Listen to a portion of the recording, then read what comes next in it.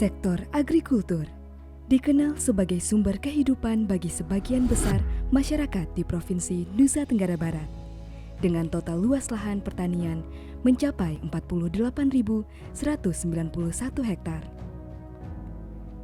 Pertanian menjadi sektor andalan yang memiliki kontribusi signifikan dalam pembangunan ekonomi.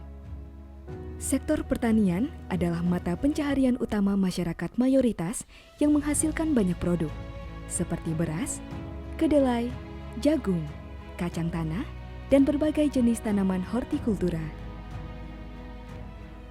Siklus pertanian tersebut juga terintegrasi dengan penanaman, pergudangan, pembagian, dan produksi tembakau. Tembakau telah menjadi sumber pendapatan dan mampu mengubah kehidupan yang lebih baik bagi petani dan buruh tani. Namun ironisnya, untuk memaksimalkan pendapatan keluarga, maka keluarga petani memobilisasi semua sumber daya yang tersedia, seperti ayah, ibu, dan termasuk anak-anak untuk terlibat dalam pekerjaan pertanian.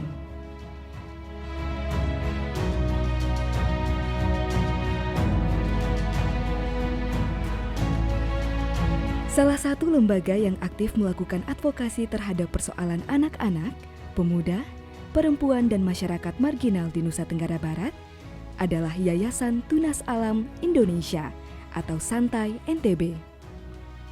Bersama jaringan advokasi anak atau JARAK yang didukung oleh ECLT Foundation di bawah koordinator Kementerian Bappenas, menginisiasi program kemitraan strategis penanggulangan pekerja anak di pertanian atau disingkat Kesempatan sebagai upaya meminimalisir keterlibatan anak dalam pekerjaan pertanian.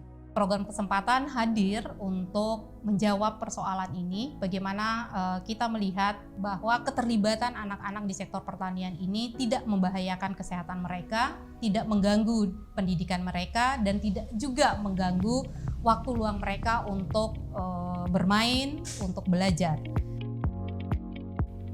Program Kesempatan dikembangkan melalui pendekatan komprehensif yang melibatkan pemerintah, lembaga swadaya masyarakat, dan sektor swasta sebagai aksi bersama untuk memastikan anak-anak di wilayah pertanian dapat tumbuh kembang serta mendapatkan perlindungan dan haknya secara optimal. Hal ini berlangsung sejak tahun 2019 hingga tahun 2022. Yang diatur melalui peraturan desa yang kami buat bersama BPD dengan tokoh-tokoh masyarakat, di situ mengatur batasan-batasan anak pekerja apa saja yang berbahaya untuk anak-anak, dan juga dengan pernikahan di usia dini ini, dan juga untuk pemberdayaan perempuan. Jadi itu salah satu isi dari perdes kami di desa. Kami sangat bersyukur dengan adanya program Kesempatan ini, jadi kami bisa tahu anak-anak kami ini apa maunya, bisa berkreasi dengan melalui program Kesempatan ini. Program Kesempatan dikembangkan pada 10 desa yang tersebar di Kabupaten Lombok Timur dan Kabupaten Lombok Tengah melalui berbagai bentuk kegiatan yang melibatkan pemerintah desa, tokoh agama, tokoh masyarakat, tokoh adat, kelompok pemuda, kelompok perempuan, kelompok petani, serta kelompok anak. Kondisi anak-anak di desa Boroto yang sebelum masuk program Kesempatan ini, kelihatannya anak-anak itu banyak yang dimanfaatkan oleh orang tuanya bekerja, terutama sekali di bidang petani tembakau. Tapi setelah ada program Kesempatan ini, masyarakat sedikit demi sedikit menyadari bahwa anaknya harus diberikan yang lebih bermanfaat kepada dia untuk kedepannya.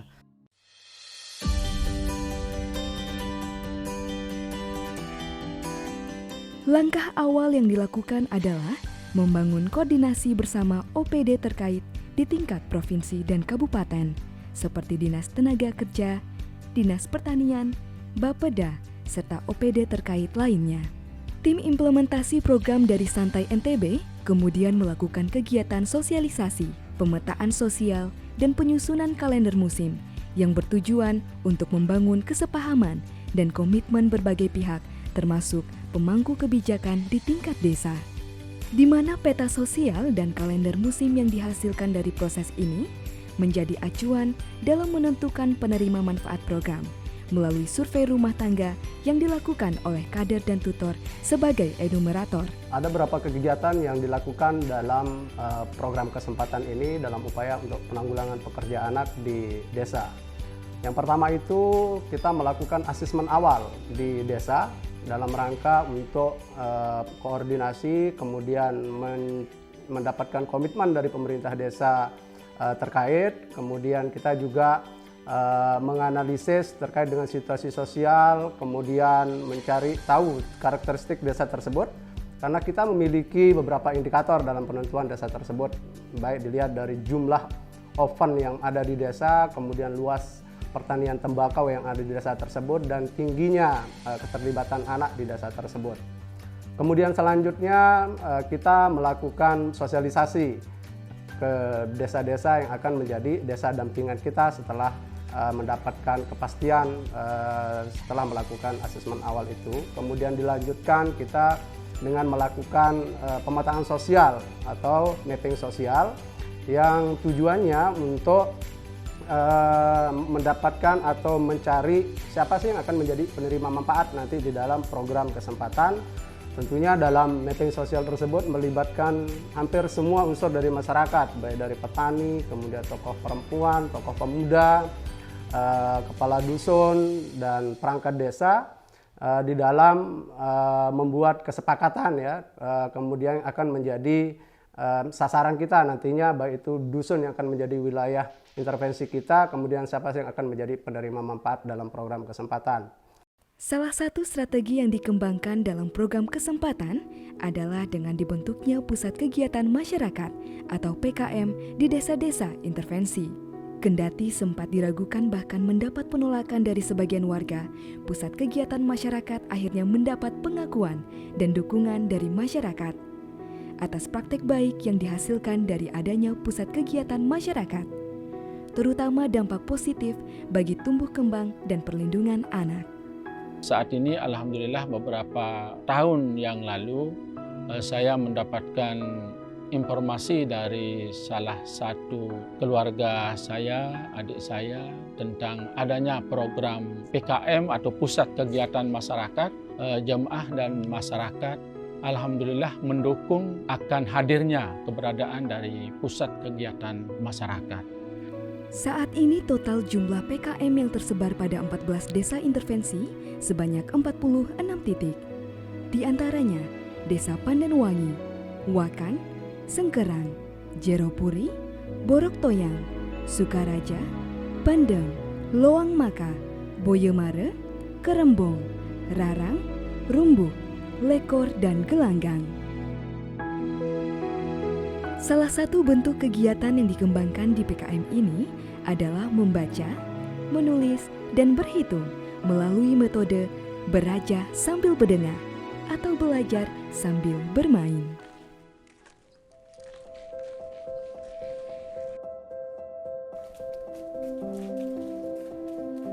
Ibu, ajak PKM. Wah, siap? Siap. Balik kan, Sen? Ayo.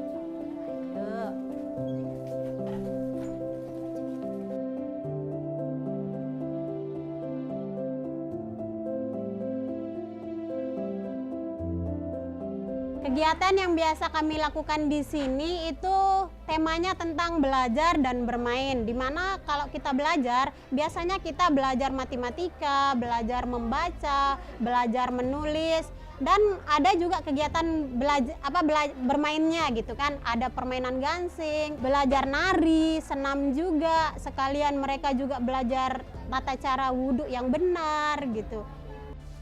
Masih semangat anak-anak? Tepuk tangan sekali, 2 kali. Bagaimana kalau kita berhitung tapi menggunakan batu? Mau enggak? Mau. Saya sangat bahagia menjadi salah satu pendamping di PKM ini karena bisa bermanfaat buat anak-anak yang lain, dan juga anak-anak di sini lebih rajin. Mereka yang awalnya malas untuk pergi sekolah, setelah ada kegiatan ini mereka jadi lebih semangat dan lebih antusias. Untuk membangun pemahaman, pengetahuan, dan kesadaran petani, keluarga petani, serta masyarakat tentang isu perlindungan anak, para kader, tutor, gugus tugas desa layak anak atau GTDLA dan Forum Anak Desa atau FAD juga diberikan penguatan kapasitas melalui Training of Trainer atau TOT tentang konvensi hak anak, bentuk-bentuk pekerjaan terburuk bagi anak, pelatihan advokasi, workshop membangun desa layak anak, serta bagaimana mengoptimalkan kegiatan di pusat kegiatan masyarakat melalui pelatihan pengelolaan PKM. Peningkatan kapasitas yang sudah diberikan oleh Yayasan Tunas Alam Indonesia kepada kami selaku kader dan tutor Yayasan Tunas Alam Indonesia adalah seperti pelatihan Training of Trainer BPTA dan KHA, pelatihan advokasi, pelatihan parenting, dan pengelolaan PKM. Alhamdulillah setelah adanya pelatihan-pelatihan yang diberikan oleh Yayasan Tunas Alam Indonesia kepada kami sebagai kader dan tutor di GTDLA, kami bisa melakukan lobby ke pemerintah desa dan pemerintah kabupaten. Dengan adanya program kesempatan, itu berkat adanya santai. Gugus tugas desa layak anak kemudian berperan aktif mendorong pemerintah desa melahirkan kebijakan dan anggaran yang mendukung pelaksanaan kegiatan menuju desa layak anak, di antaranya dalam bentuk peraturan desa atau Perdes tentang penyelenggaraan perlindungan anak dan alokasi anggaran melalui dana desa. Saya selaku Ketua Gugus Tugas Desa Layak Anak akan melakukan advokasi untuk menerbitkan peraturan desa penyelenggaraan perlindungan anak desa Wakan. Yang kedua, melakukan advokasi untuk memberikan anggaran kepada PKM untuk forum anak dan kegiatan lainnya. Lahirnya agen-agen perubahan di tingkat desa, meningkatnya peran serta dan partisipasi anak, perempuan, dan kelompok masyarakat lainnya dalam proses pembangunan desa, serta lahirnya kesadaran kritis kelompok petani dalam memandang persoalan anak. Juga adanya komitmen dan dukungan yang menunjang keberlangsungan program kegiatan menjadi indikator capaian positif program kesempatan dalam keberlangsungannya selama ini. Semenjak saya terlibat dalam Forum Anak Desa, saya sering mengikuti musrembang tingkat desa, musrembang tingkat kabupaten, bahkan musrembang tingkat provinsi.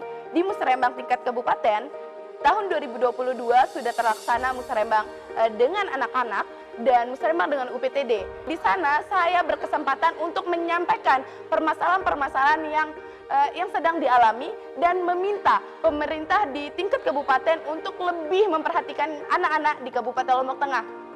Untuk memastikan keberlangsungan dari praktik baik program kesempatan, pasca berakhirnya program telah diinisiasi suatu wadah bersama antara pemerintah, LSM, dan sektor swasta melalui forum Pakla NTB. Untuk menjamin kerja-kerja yang dilakukan oleh Santai melalui program kesempatan, kita berharap kolaborasi, sinergi antar pihak yang sudah kita bangun selama ini masih tetap terus dilakukan agar program ini tidak berakhir sampai di sini, tetapi program ini harus terus berlanjut. Untuk itu, melalui program kesempatan juga memastikan keterlibatan para pihak ini, keterlibatan para stakeholder, lalu kita membentuk yang namanya Forum Pakla NTB. Ini menjadi wadah bagi semua pihak para stakeholder, mulai dari pemerintah, lembaga swadaya masyarakat, dan juga privat sektor ikut terlibat secara bersama-sama dalam upaya menanggulangi pekerjaan anak di sektor pertanian.